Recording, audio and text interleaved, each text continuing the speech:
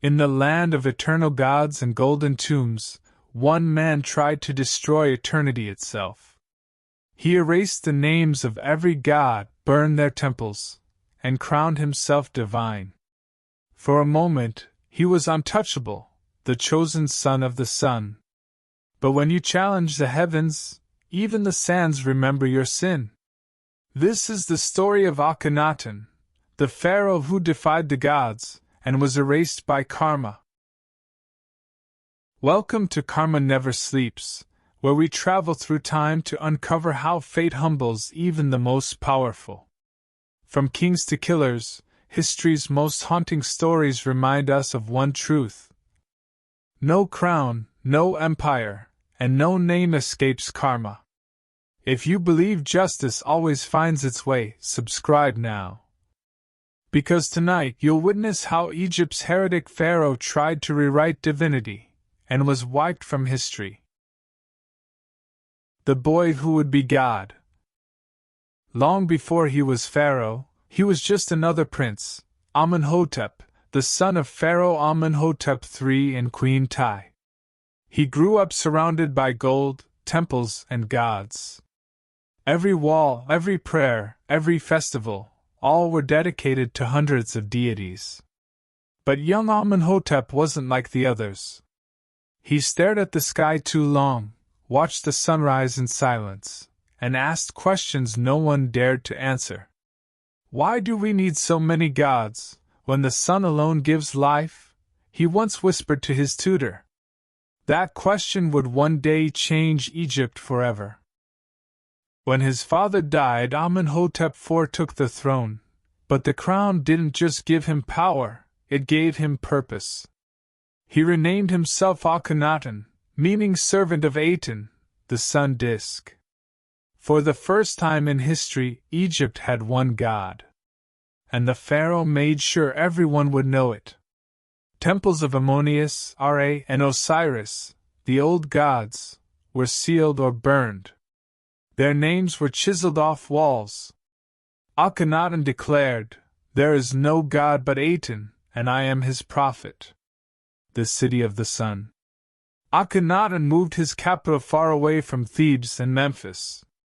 There, in the desert, he built a new city, Akhenaten, the horizon of Aten. It rose in less than 3 years, white limestone temples, open to the sun, no shadows allowed. Every morning, Akhenaten and his queen, Nefertiti, stood before thousands of citizens, offering bread and flowers to the rising sun. To outsiders, it was devotion. To his enemies, it was madness. The fall of the gods. The priests of Ammonius had ruled Egypt's soul for centuries. Akhenaten had stripped them of power, money, and faith itself. They waited quietly, as the people's hearts grew weary.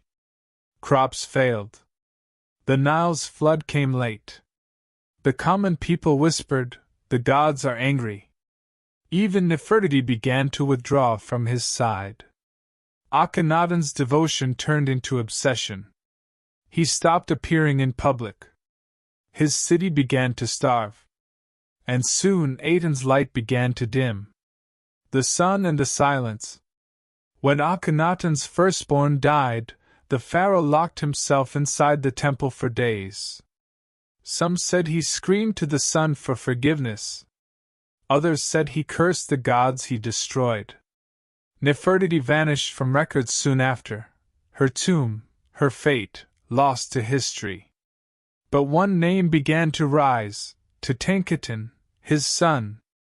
The boy would soon inherit not just a kingdom, but a curse. The death of a god. When Akhenaten died, no one mourned him. His burial was rushed unmarked. Within days, the priests of Ammonius returned.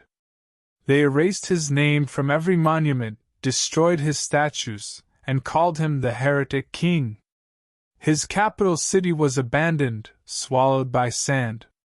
The sun god he worshipped was forgotten, and even the mention of his name became a sin. The return of the old. Akhenaten's son Tutankhaten took the throne, but the priests forced him to change his name. He became Tutankhamun, the living image of Ammonius. The gods of old returned. Their temples reopened. The sun's heretic was erased. But history has a way of keeping secrets buried, not forgotten. Thousands of years later, archaeologists uncovered Akhenaten's ruins, his broken statues, and his vision of one god. The pharaoh who tried to erase the gods had been erased himself, yet still remembered. Karma never sleeps. They say Egypt was a land of immortality, where names carved in stone outlived the flesh. But Akhenaten's name was carved in sand. He believed he could outshine the gods, but karma waits, even for kings. Today, he's remembered not as a savior, but as a warning. That when man tries to play God, even the sun will set on him. Karma never sleeps. Thank you for watching. I'll see you again with another story where fate delivers its justice. Until then, stay blessed and remember, karma never sleeps.